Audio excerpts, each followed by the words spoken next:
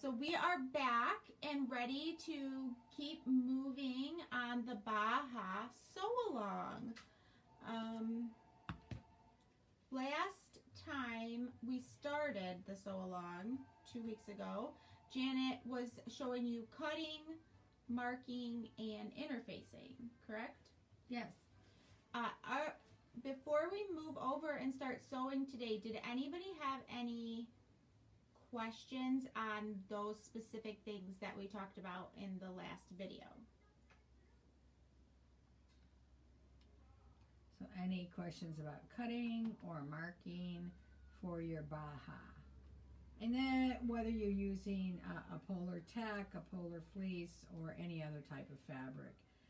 Just to get you up to date, of course, I'm doing it based, what I'm using is one of the polar techs. And that's because that's what our kits are made of. So a lot of the tips and directions that I'm going to be giving you through this sew-along pertain to the polar tech or polar fleece type fabrics. No questions? So far, no questions. I mean, I think you do a pretty good job of explaining, but sometimes you never know until you go to do it yourself, you have a question. Denise is wondering, is Janet going to do a faux hem stitch? I won't be doing a faux cover hem, but I will do a sample for you. So because I have the cover hem, I'll just use that for mine. But if you would like to see a faux cover hem accomplished, I can do a little sample for you. Would you like that? And that'll be at the end, obviously, so it won't be this week. I assume. Yeah. I will assume at least one person would like to see that. Jen is asking, do we have to worry about the knit of the polar tech unraveling in any way? No, it's not like a loose weave knit. It's very tightly woven, and so it doesn't ravel. It doesn't hardly roll at all. It's a very easy knit to work with. And remember, I told you last week that you may and most likely need to use pins if you're doing a polar fleece, polar tech project to put the pattern down to cut it out. Normally, I just use weights. And on the particular one I'm using, I could use mostly weights, but because of the loft of the fabric, it kind of helps to get pins in, especially on sharp corners like shoulder seams and underarm. So you may find the need to, even if you're using a rotary cutter, to throw a couple pins in there to get a more accurate cut. All right. Definitely, quite a few people have said they would like to see that faux cover hem. Okie doke. So obviously, like Janet said, that won't be today, but we'll be able to add it for when we are doing our finishing. Mm-hmm. Okay, so then I think we can move on. We're going to move over to the sewing machine. Yay! And do you want to give them a little idea of what we're doing, or just go right over there?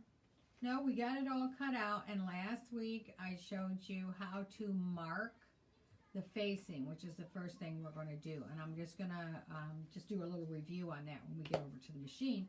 So I'll meet you over there. All right. I am going to do a little bit different today and hold the camera differently. So just so you know, there'll be a little bit of shakiness here, but hopefully that is going to cut down on the shakiness throughout the video. So we're just going to move over to the sewing machine. Janet's over there. Let me turn the camera around. There she is. Now, Janet, did you want me to start on this side? Yeah, I think so. Okay. I want to do a shout out for a group, I don't know which chapter, but at the American Sewing Guild luncheon, and I think Brenda the Spenda was there, we got this little weird thing, and it's like a little pipe cleaner stuck inside a plastic straw. You have tape stuck on your arm. Okay, so it's like a plastic straw, like maybe one you stir your coffee with, and a little pipe cleaner stuck in each end. And I thought when I got it, what the heck is this? Well, it came in really handy today because when I went to change my bobbin, I saw a big hunk of lint inside my bobbin case. And it's excellent for just scooping that right out. Can you put that down on the fabric so we can get a good... okay, so this is what we're talking about. Is that part in the middle, black part, bendy? It's like a coffee straw. Oh, okay. Yep. And you don't really need it to be bendy, but you just need a handle. And I like the fact they put it in both ends, so, you know, you've got a two-ended tool. But it's just a silly little thing, but it really comes in handy. How about that? Because those little bristles on there really grab any of that lint and clean it out. So if you haven't cleaned out your bobbin case recently, do so before you start this project. Oh, and after. Roseanne is asking, what heat for the iron when putting the inner facing on the shoulder and pockets? Well, I keep it to a medium to medium low. You want to do a test, so take a little piece of your tape and a little piece of whatever fabric you're using and do a couple of tests. This is such fine, the tape, it's called super fine. And so it is so super fine that the heat goes right through it really fast and adheres it quickly. So you don't need extreme heat or a long period of time. So this is the straight tape that I showed you last week. If you missed, well, it's 2 weeks ago, but the last episode, if you missed it, please go back and you'll see where to put this. And again, just low heat. I've used heat on this Polar Tech that generally they recommend don't press Polar Tech at all or Polar Fleece because it is polyester and a little too much heat and it'll just melt. And there's no coming back from that. So do your test first so that you don't damage your beautiful project. And if they're looking for the tape, it is on our website, islandersewing.com. And there are several, so make sure that you know for this project we're using super fine, straight, fusible tape. Okay.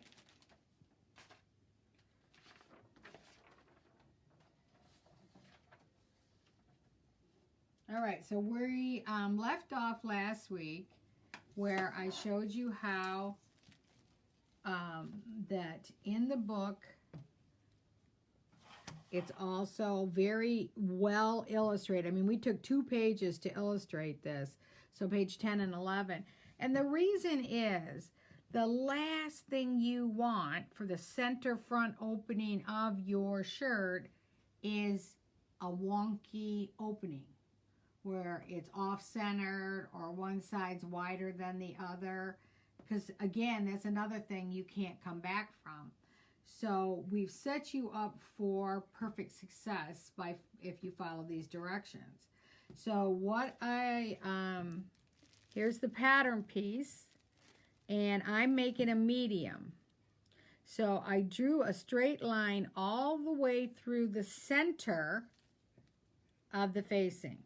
And that's your pink line? Mm-hmm.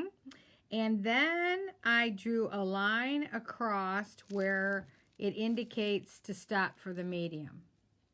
And then in the directions, we tell you to go up a 1/2 inch and draw another horizontal line. So we want to stitch 1/8 of an inch on either side of that straight line. So I have also marked that with a chalkener and one of our little 6-inch rulers.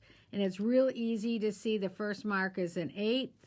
So you set it right on the pink line and just draw. Right down to that 1/2 inch above the bottom. Because when we get to that spot, we're going to angle straight into the point on both sides. This will give you a beautiful opening. And if you draw the lines on, and you can use a chalkener, you could also use anything else like a gel pen that you know will give you a nice fine line. You don't want a fat fuzzy line because you want to be stitching directly on that line. That is your stitching mark. and it's so easy to follow it now. So remember that we put some knit interfacing on the back of this. If you have a really high loft polar fleece, sometimes we don't put the interfacing on the back. But then you have a real difficult time drawing your stitching line. So sometimes the lightest weight interfacing you can find would be a good idea, because then you'd be able to draw those lines.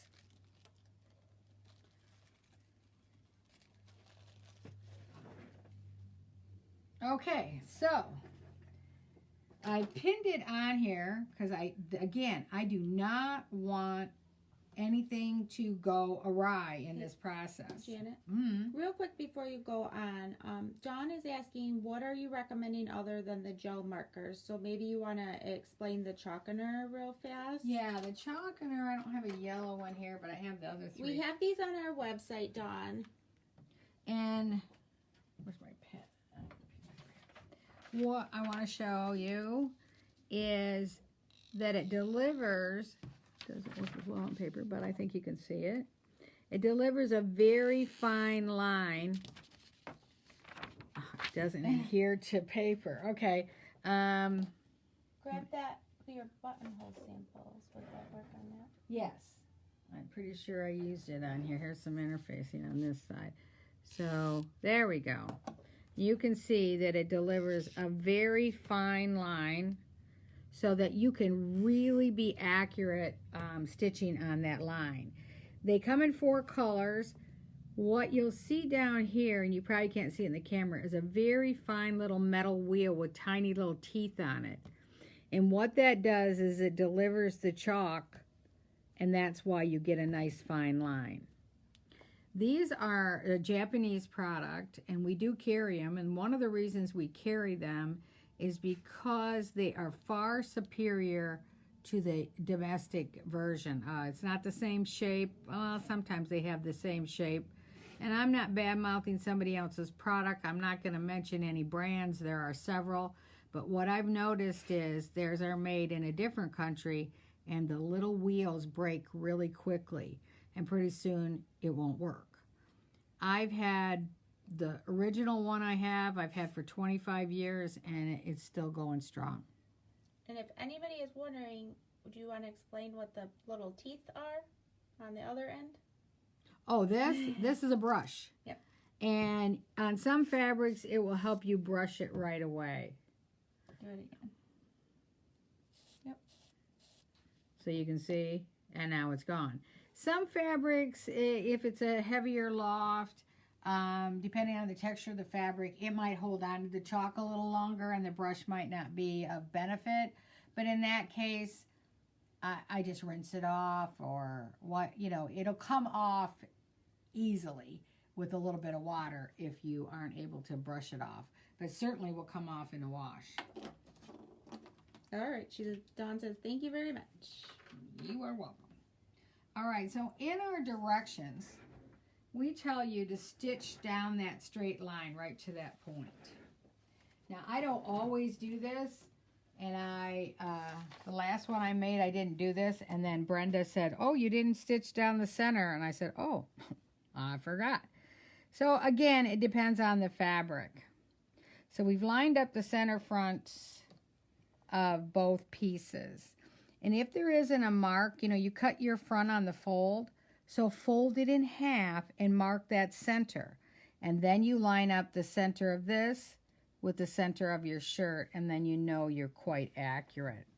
So this will hold it in place for you. And I generally stitch garments at a 3.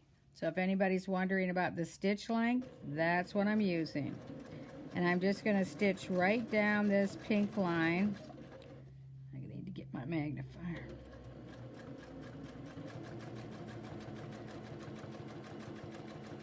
And it's really important to stop precisely at this spot.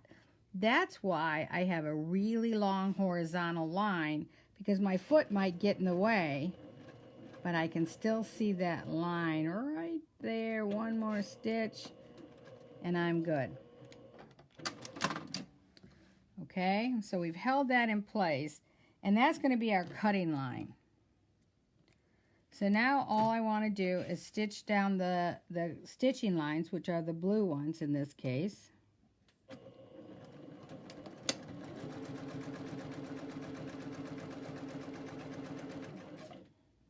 And I'm going to come right down to that horizontal line. One more stitch, and then pivot and head right for the center line. And again, notice that I make all my lines really long because I can see them much better than if it was just it ended here. I'd have a hard time once I got to that spot. But now I can end right where I want to. I think I did. Then I have to turn around and come up the other side to that horizontal blue line. And then just go for home.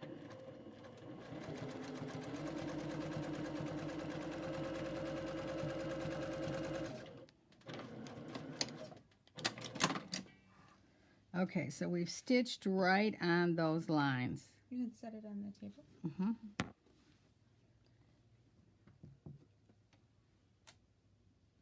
All right, now I'm going to cut right down that stitching line. And I'm going to use my tailor points. And we've talked about these many times, but there is no substitute. What child put tape on my tailor points? Anyway, these are so important whenever you want to get into a fine area, because your big scissors are not a fine point. And they're really not even that sharp down here as these are going to be. So I'm just going to cut right straight down that stitching line.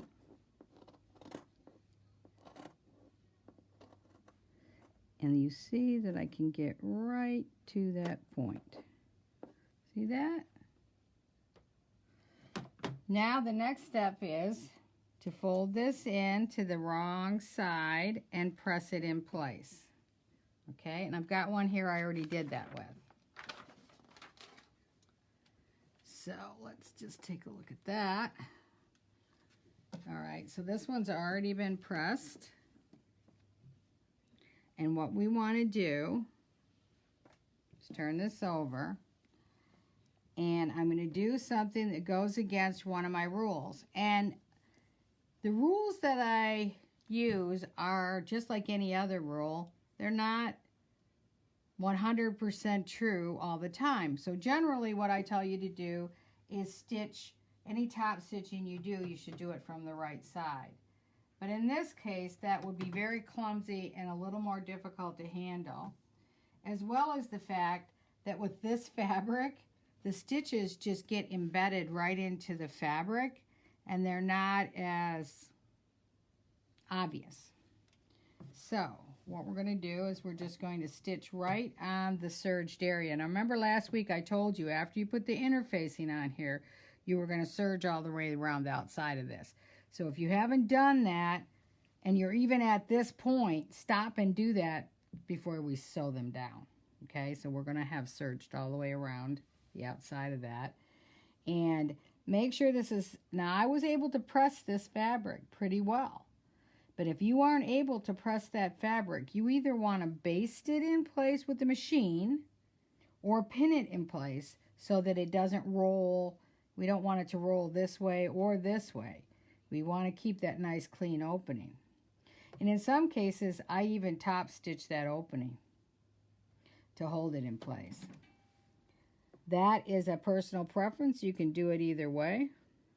I'm going to come right up here. Now remember our principles for stitching without pins for those of you who are going to stitch without pins.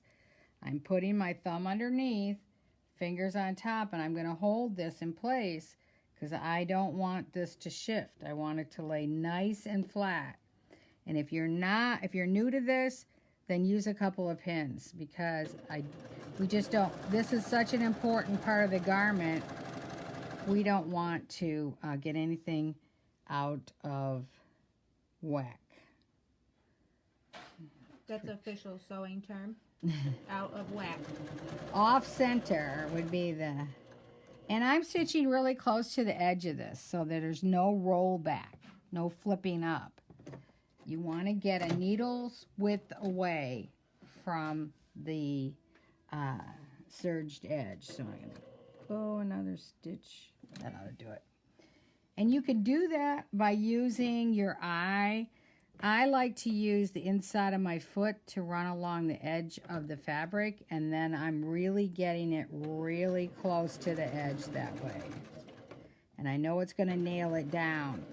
So many times top stitching is not effective and begins to look homemade or frumpy because it's stitched too far in. And if you stitch too far in, then the edge always rolls up.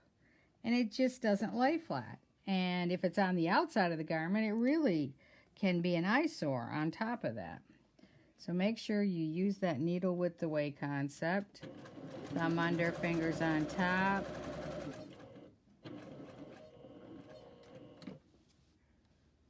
No, not yet.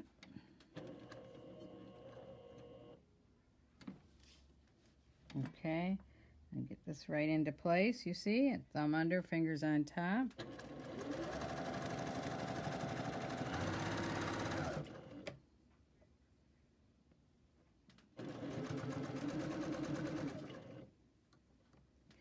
And again, if this, you don't have to do it this way. Oh, you know what I forgot to do is we generally stitch this down too. And make sure you stitch it close to the edge because you don't want to have to go back and take it out. And this is just to hold it in place so when you're putting the hood on, it doesn't slip. So just stitch real close to the edge. This is just actually just tacking it down. So there's the wrong side. Oh, sorry. Yep, just showing.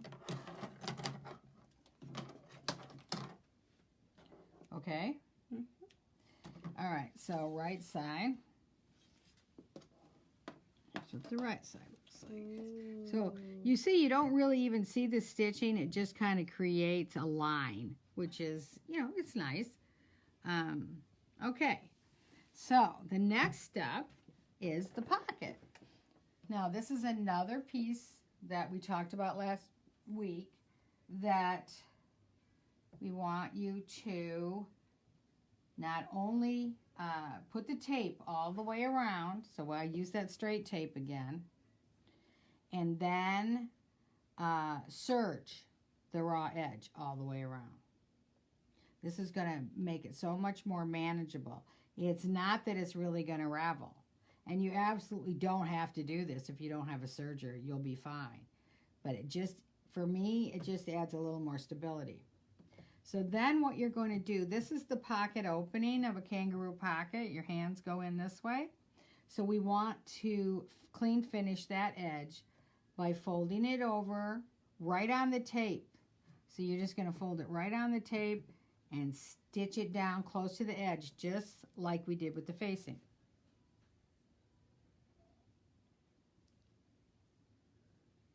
Okay, so then after that's completed, make sure that you've got all your edges folded over. And again, if your fabric won't take the heat, then you may need to baste these in place or find some other way.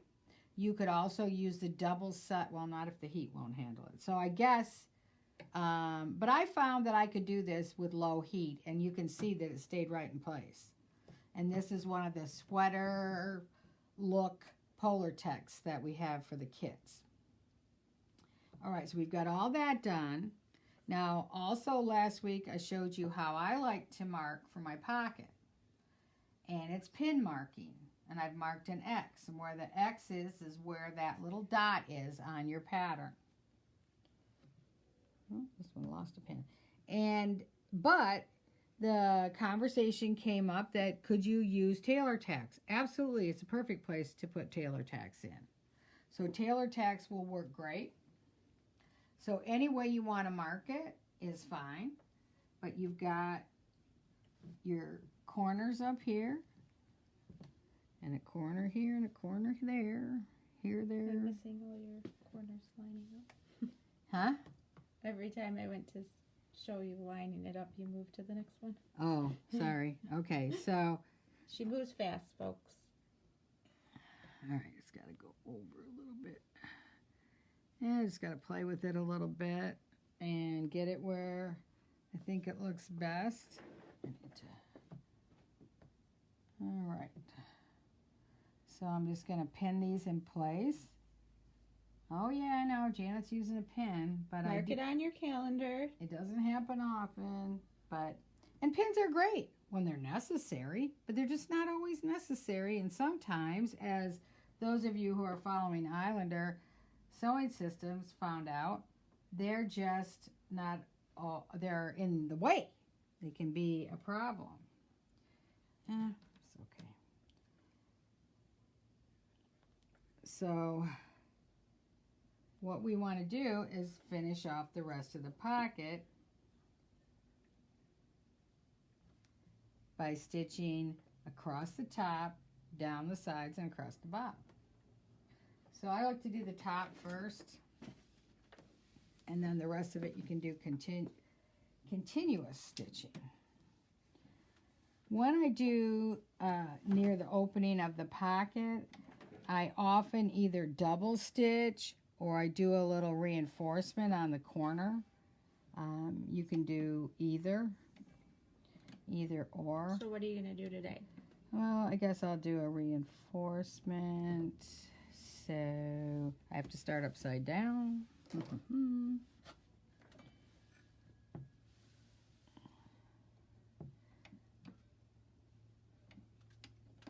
So I'm starting on the stitching line from the opening, and then I'll go forward to the edge.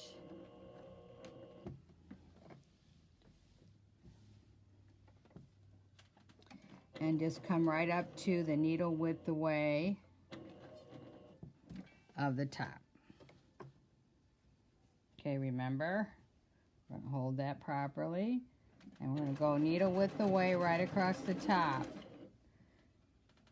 And if you need to practice needle width away, do it. It will be the best thing that you've ever added to your sewing. Because sometimes top stitching, we think, I remember when I was younger, I thought all top stitching was decorative. Well, it's not. A lot of times it's functional. Now look how that just seals that right to that garment. It's hard because you keep moving. Sorry. When she's done, I'll show you guys up close.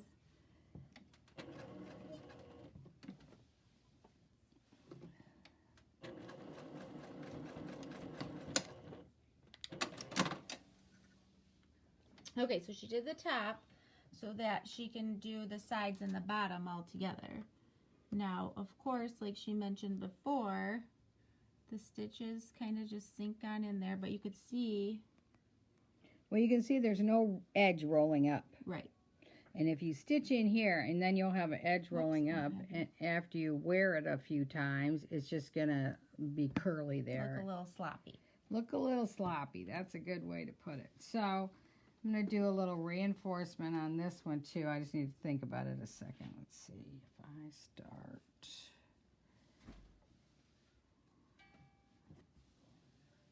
I start upside down. Yeah. All right. Let's start this way. Okay. So again, and you always want to reinforce a pocket openings. This just happens to be different than normal because normally your pocket opening is at the top, but these Kangaroo Pockets are a little different, but they still need that reinforcement, especially for people who are constantly just hanging their hands in their pockets. Cell phones. Cell phones. They're getting heavier. Heavier. Bigger.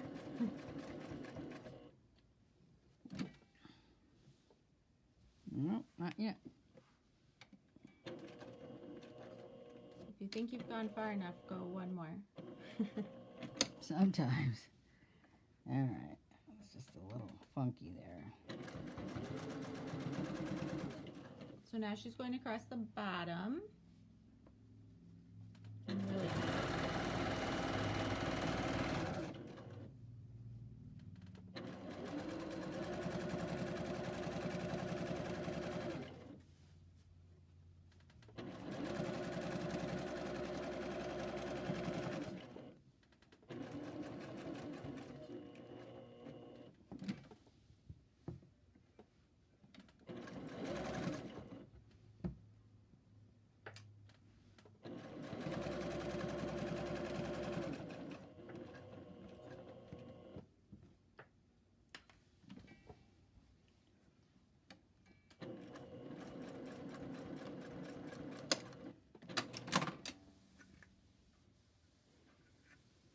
Linda, I will have her show you maybe using the pin, or if you have a little pointer or something, Janet. She had a hard time following what you did for the reinforcements. Oh, okay. So maybe just follow the stitching line. Yeah. Let me see where you're at. Okay, so here I started at the stitching line here. I went up, across, and down, and then back in and backed up. Then move your left hand. Oh, no, I didn't come down here. Sorry. Came across here, down, and across, and backed up. So across here, down, and across, and backed up. Here, I started in and then came down. So basically just a little like 90-degree angle stitch. Mm-hmm. Okay. Is that helpful, Linda? Should go a little, oh, I think I could see it pretty well on this one right here. Where am I? See that? It's just a little 90-degree angle. Well, almost. Close. There it is right there. I'm not going to get out my protractor. But just to give it that little extra. There it is, right there. Yep. And then along the needles width away. Yep. All right. Okay, so excellent. Now we're ready to put the back to the front. Now remember, if you haven't done this yet, you're going to have to go do it. You want your straight tape on your shoulders. Now we want it to be down 1/8 of an inch from the raw edge. And remember, the reason for that is that our seam allowance is 3/8. So when we stitch 3/8, I'm going to put this at the 3/8, we're going to barely catch the edge of that tape, and that's what we want.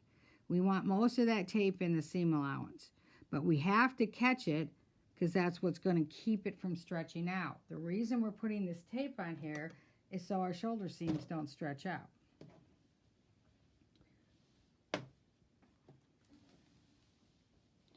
Okay, now the best way that, I mean, it's a simple thing, everybody can do a shoulder seam, obviously, but why not do them both at the same time?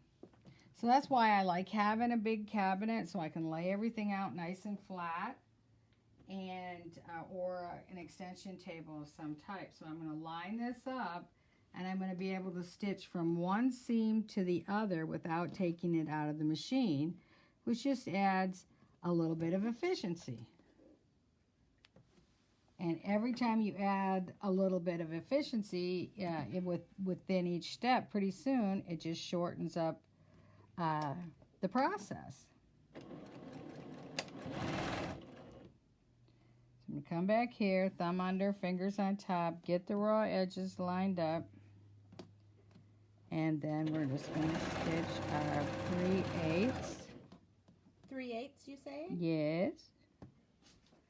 3/8 inch seam allowance. The nice thing about our patterns is that we put the exact seam allowance in every step. We don't leave you wondering, and we certainly would never suggest that every seam be 5/8 because that's foolishness. First of all, in some cases it sets you up for failure, but in other cases you got to go back and trim it down. Well, why would we want to do that? So I've already back stitched on that one, so now I can set this right underneath there. Once I get it started, I can back stitch. Now, the question's going to arise in a couple of seconds. Why didn't we serge this? Well, I'm going to tell you why I didn't serge it here. I'm going to explain it to you as soon as I get this seam stitched.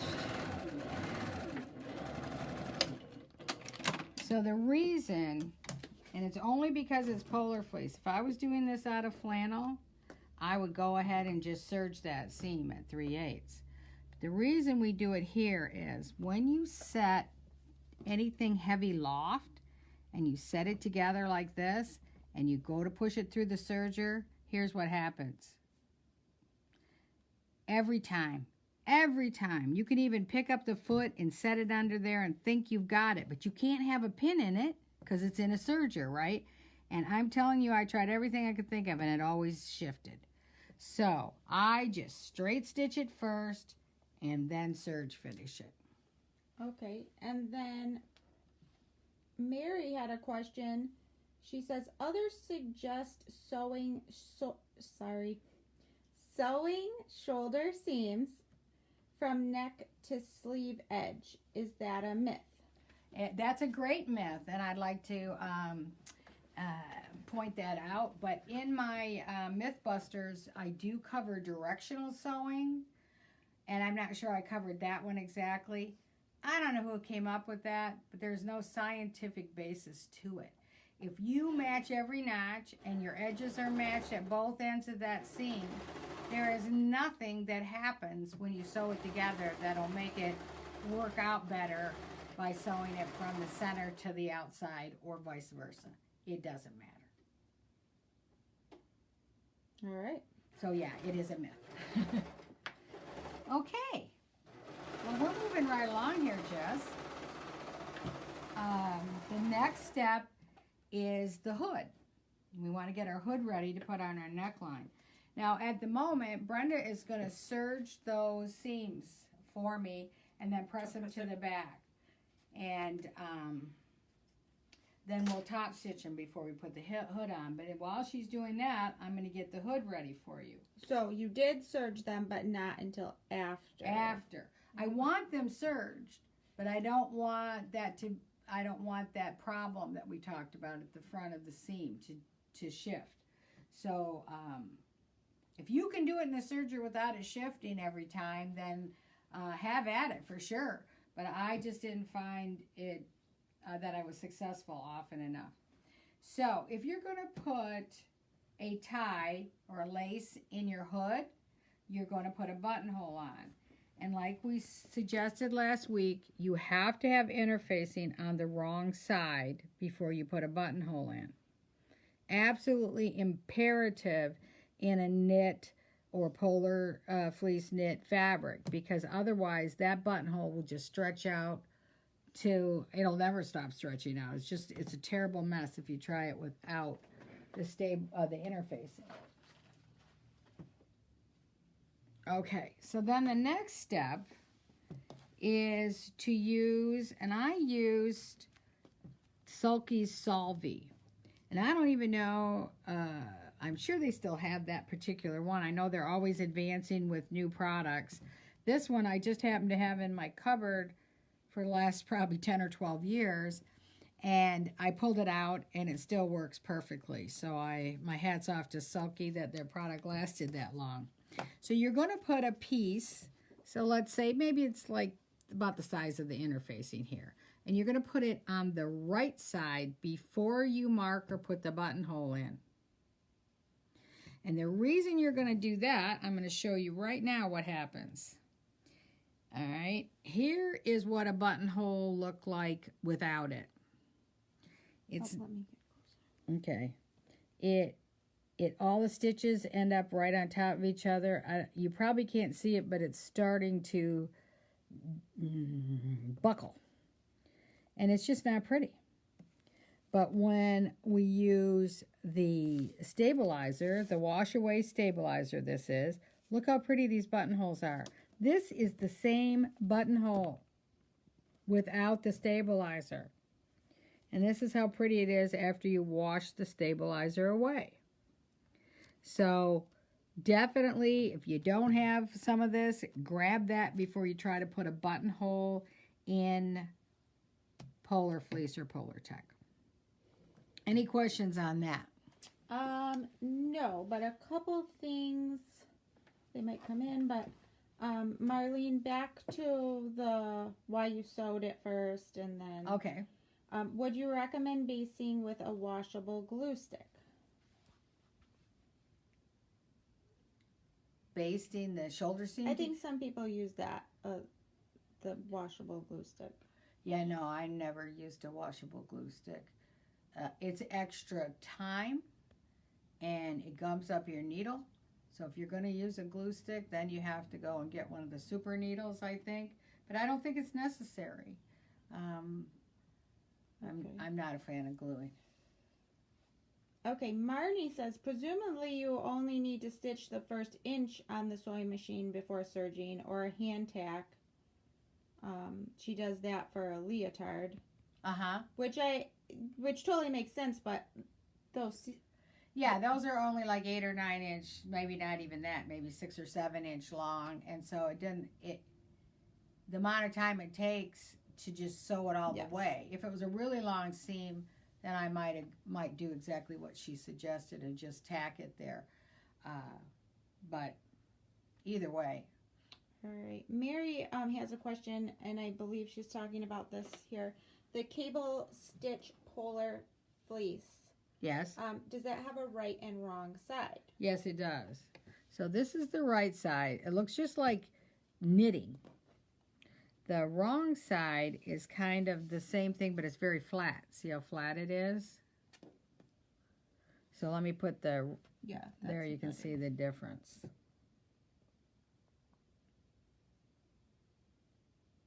All right.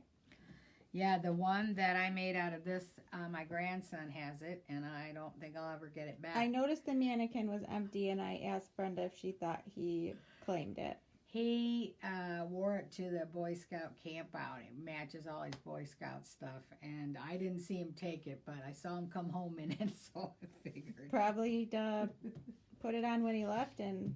Yeah, and you can do a little quick shot of, this is the wash away stabilizer, but I assume any wash away stabilizer will work, but as with all things, I would test it, and of course, you always test your buttonhole out first. So you want to put your interfacing on the back and your water soluble on the top, and then you mark the buttonhole right on top of this. And the gel pens work really great for that. So if you have a Pilot gel pens, Brenda cautioned don't use it if you're making the white one though. Okay. Be very careful. But otherwise, yeah. All right, so we've gone ahead and put our buttonholes in. So our hood is ready to construct. So we're going to do the same thing. I think, hey Brenda, I'm going to need you to serge, I think, more, but I'll let you know. Okay. Stand by. Stand by, Brenda, stand by. Okay, so this is our hood. This is the center of the hood. This goes across the top and down the back. Lay it on the table? Mm-hmm. So there's our hood piece. This is the center piece.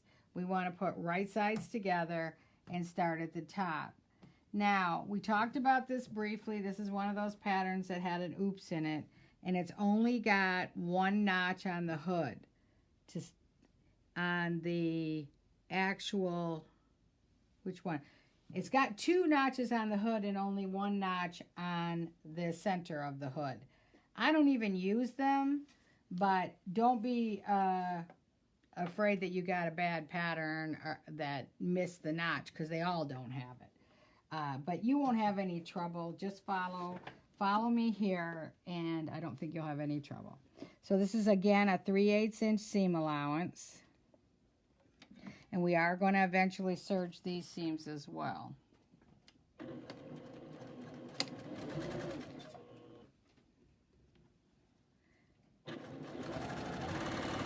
So keep that thumb under, fingers on top.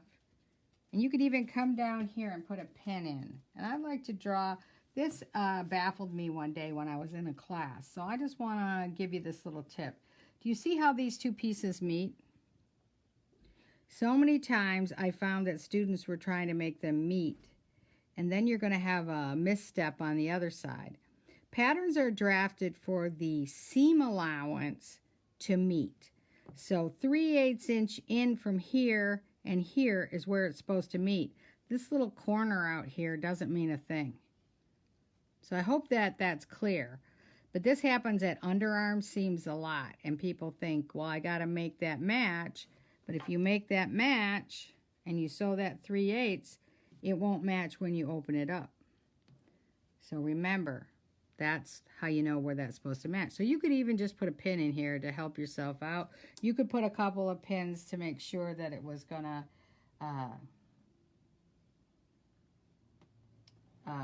all meet together properly. Now here's where we have a curve. And with Islander, we teach you all the time that the way you accomplish a curve is that you feed the fabric in on a curve. You don't try and straighten it out. You feed it in on the curve. Come on. All right. So you see my hand, my left hand is turning this as I feed it in.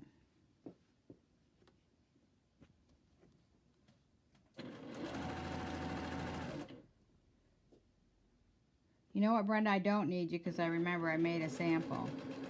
Yes, Carol, they are right sides together. Absolutely.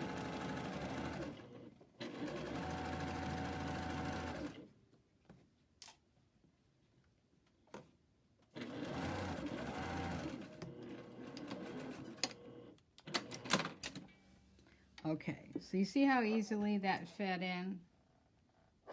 And you see what I'm saying is we've got that little nub out there, but then when we fold it back, oh, look, I didn't quite get it, but normally it matches.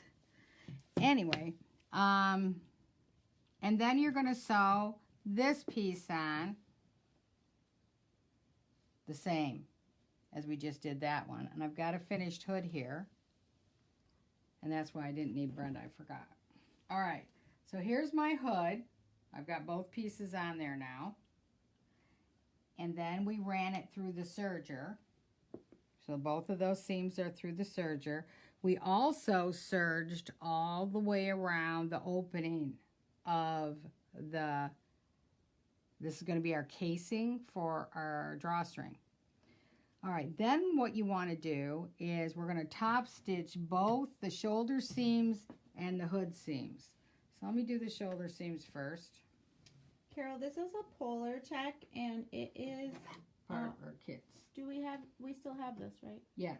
It's on our website. It's part of the Baja kit. So in this one, I want to make sure that that seam allowance is tacked right down. So I want to get fairly close to the edge. But in this case, I'm stitching it from the right side. So I'm going to run the edge of my foot right here along the seam. And that way it'll be straight all the way and it will really tack that down.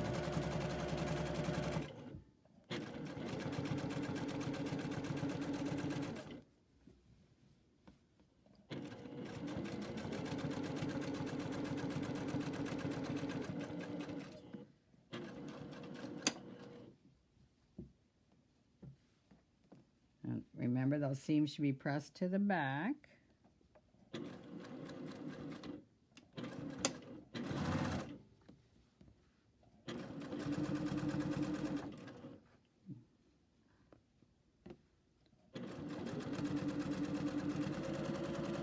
And I hope for those of you who sew on a sewing machine that sits on top of a table and you have no bed, you can see how much easier it is to sew with a flat bed. So if you don't have one, depending on your budget, you can purchase one. I love the koala cabinet, but honestly, I sewed for 40 years without a koala cabinet. I had an inexpensive cabinet made by Arrow. Which worked perfectly fine, and I didn't sew any better with this cabinet than I did with that one. I just have, this is a little more luxurious to have. But I've got students who've gone out to the Salvation Army and bought an old desk or an old dresser or something and had a handy person build it into a sewing table, so they had all this surface. Show them how much surface we have here for a table. And so if I'm even making a big coat that's 3 yards of fabric, I still can let my project glide on here and it's not being dragged off the back and I'm not having to fiddle with it all the time. Okay, so those are the shoulder seams.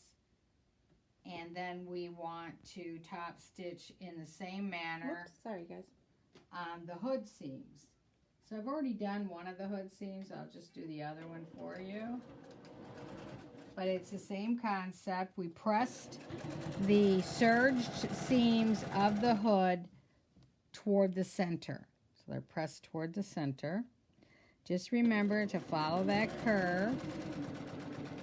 And your hands will be just allowing that to curve. Don't straighten it out. It won't be anywhere near as pretty and it won't lay as nice.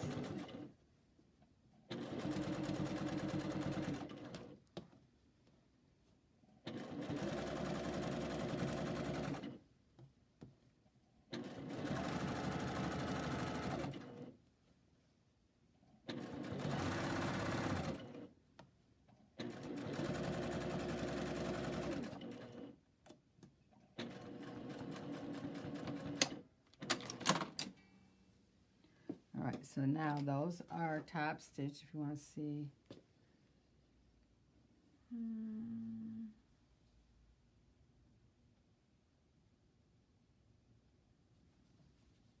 And we have a hood.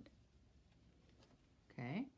Now one thing I did press this over, but in an effort to try and show you a little trick that might help if you can't press your fabric.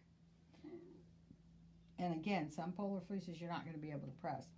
So what I did is I ran a basting stitch 1 inch away from the edge because we have to fold this at 1 inch. So if there's a time when you cannot press, then you can run a stitching line, and actually the fabric likes to turn on a stitching line. So that could help you. Another thing is when you've got to stitch 1 inch away from the needle and you don't have an inch mark on your plate, you can use one of these magnetic seam gauges and line your fabric right up on the edge there to get that 1 inch mark. Because most plates don't have that wide. So all I have to do now is sew up my casing.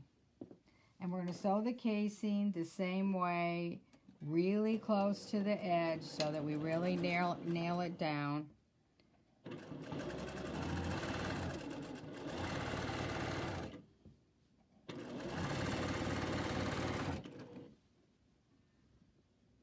And if you're doing it as pinless like I am, just make sure things are matching. I want that seam to match. If I get here and it looks like this, what exactly happened is that bottom layer got fed through faster because I wasn't holding on to it properly. So remember, thumb under, fingers on top. That's your only pin. It's this thumb and this finger right here. That's your pin. Hold that in place. Get up there. Stop with the needle down. Find your next place, which is right here. We want to make sure that it doesn't get tweaked in there. You know what happens when it gets tweaked? Then it starts to twist and it looks funny. And you'll never be able to press it out. I've had students say, oh, I'll just press that. Well, you can press it till the cows come home and it's still going to twist. And then if you've got that 1 inch mark in there, then you just go and pull that right out. And I stitched that at a basting, so like 5 or 6. So it pulls out really easily. But you do have to use a contrasting color so you can see it.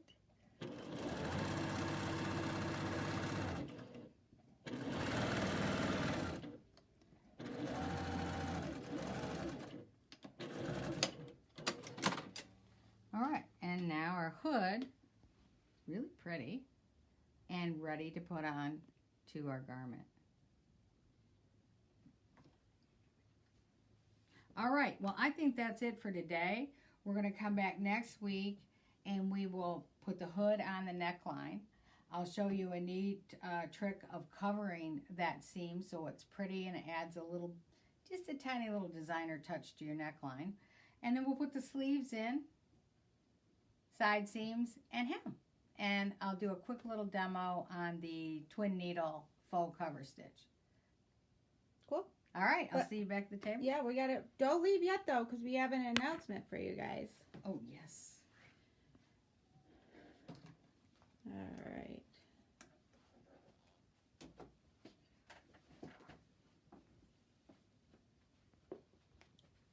Ah, sorry, that was very close to my face. Sorry, guys.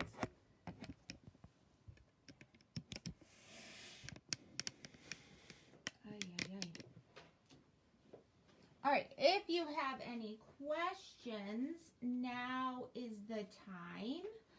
Questions on what Janet has done thus far.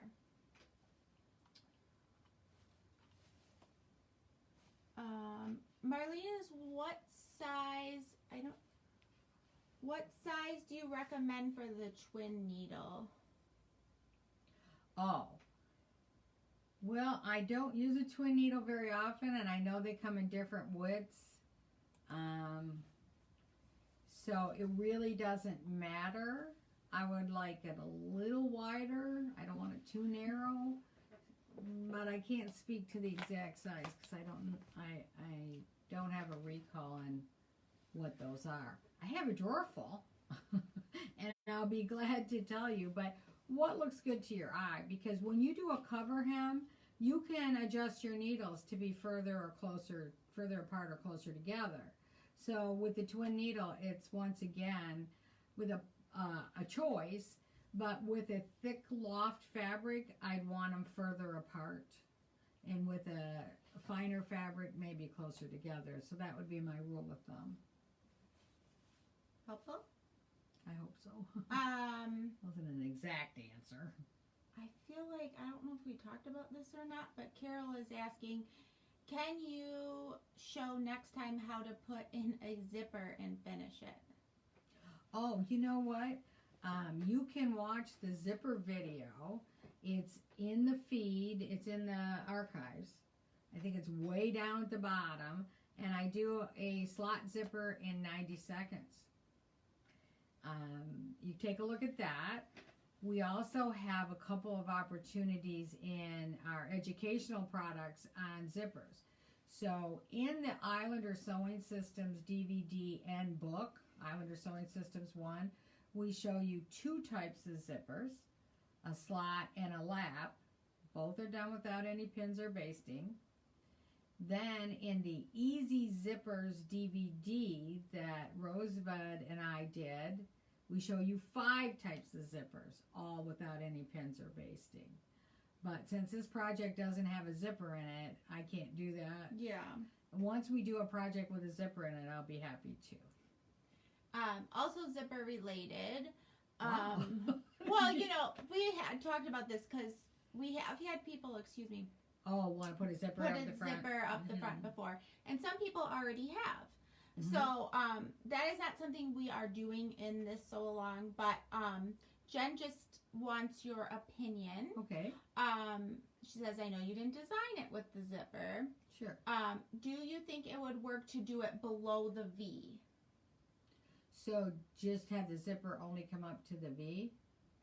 But I don't see why that would be. I think that's just an aesthetic, if you like it. The problem with the V is it's cut on the fold. Okay? So the issue is if you're going to put a zipper in, you can't cut it on the fold. You've got to add the 5/8 inch seam allowance to it. So I would just take the zipper all the way up.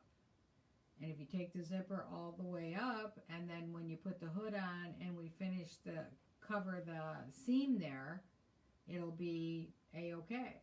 And Tasha commented that she made it with the zipper. Okay. She said, I made it with a zipper, made a facing. It turned out great, and it was her first time doing any major pattern modification. So, hey, Tasha, if you have a picture, throw it up on our page. I'm sure that Jen would love to see it, as well as I would love to see it. Tasha, show us the front, the right side, and then show us the wrong side, because that's what will really help Jen to understand what you did.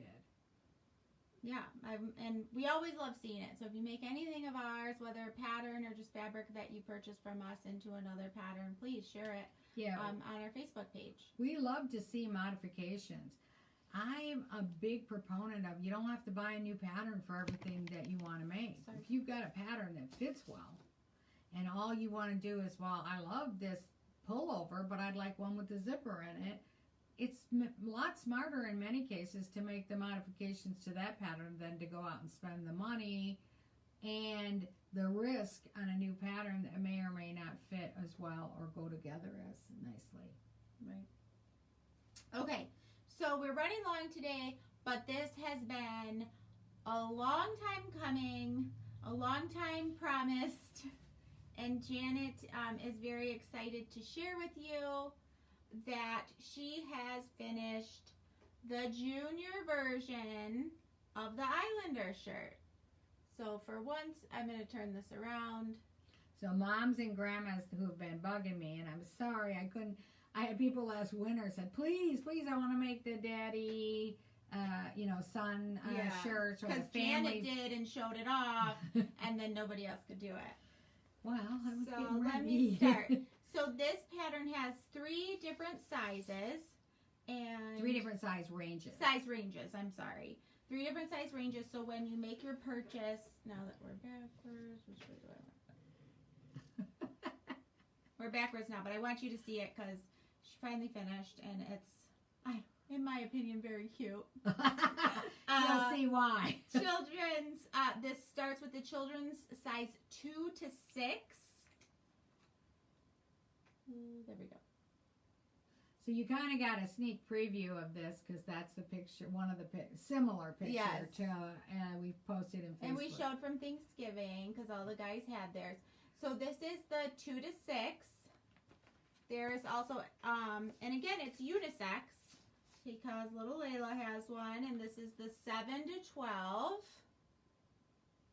The 7 to 12. So if you have a family vacay coming up, everybody can get one.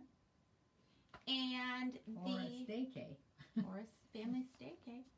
Or it's 14 to 18. And this is, I'm not sure if you've seen Jack before. Backwards. This is Janet's grandson, Jack. Yes, and him and Emmett are close buddies.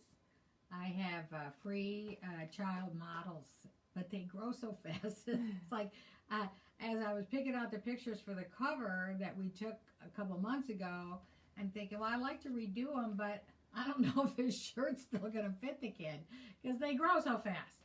So anyway, I hope you'll like these. What else do we want to tell them about those, Jess? We want to tell them that as a thank you for your patience last week and mostly waiting for this pattern, because I know a lot of you wanted to ask us again and again where it was. I want to thank you for your patience. Janet is putting this pattern, even though we're just now releasing it, for 20% off with the code JUNIOR, and I'll put that in the comments right now. This right now is only a paper pattern. Yeah, just so you know. We just finished the guide, and so the gentleman who does our puts our guides together for us graphically would also be the one to do the download pattern, and so we haven't harassed him into doing that yet, but hey, we're just excited to have the guides done. And it's our typical guide, with all the instructions and all of the graphics, so you've step-by-step instructions. Every seam allowance is called out for every step.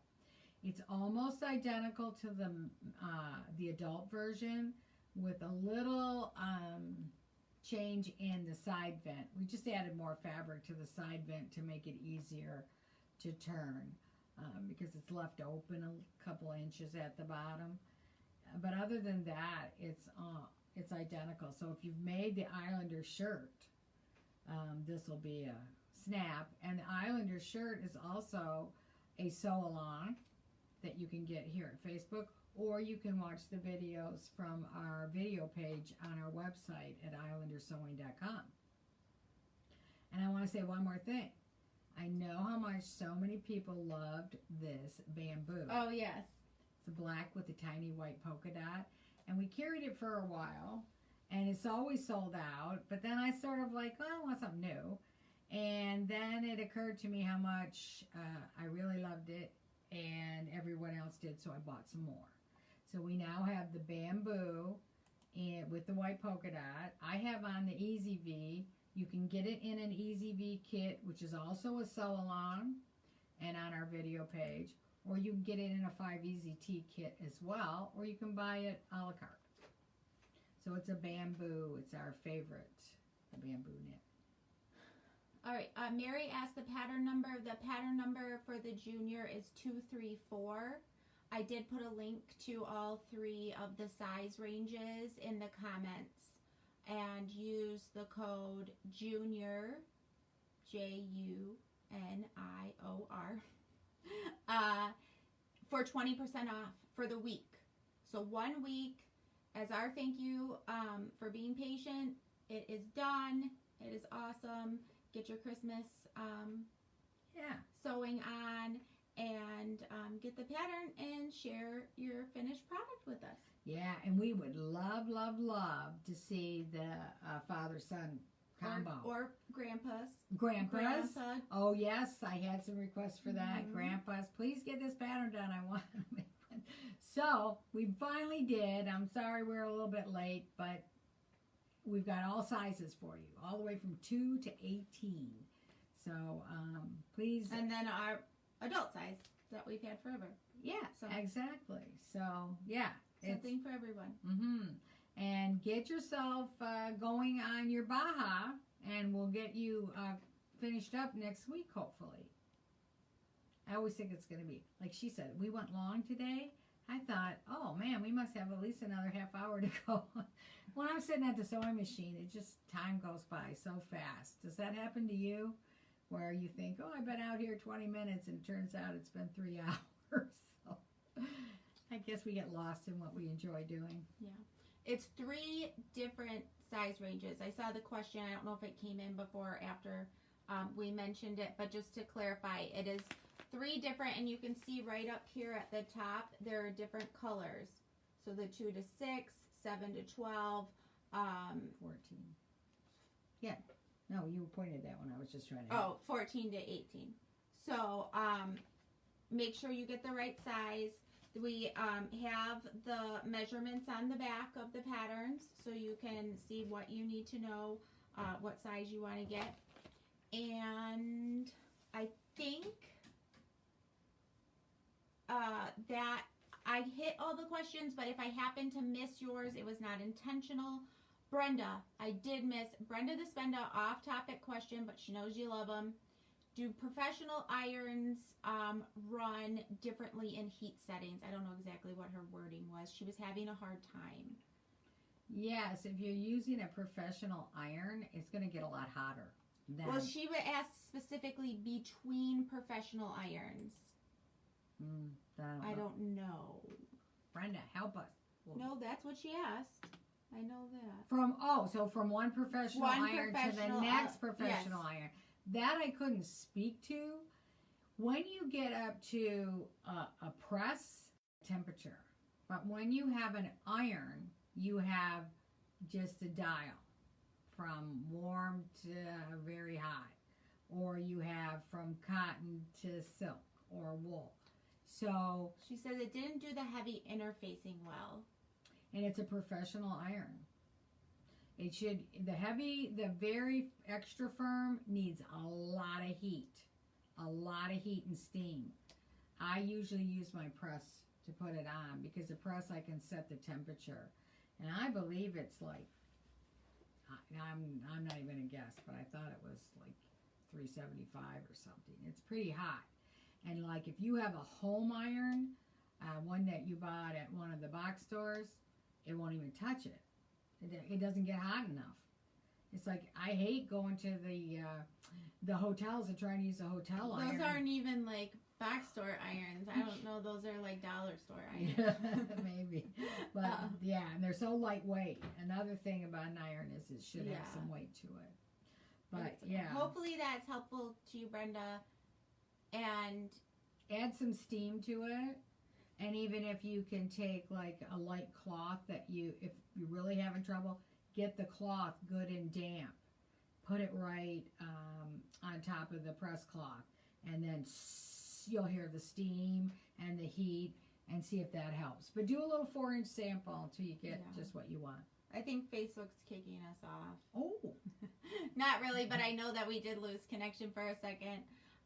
So if it's frozen for you, that's why. But we're finishing up. If you have a question that I missed for whatever reason, or it comes to you after, islandersewing@comcast.net. So we wish you happy sewing on your Baja or whatever you're working on. And if you don't have a kit, take a look. We've got some great kits, and it comes with the lace as well. All right, so we will see you next week to finish up the Baja and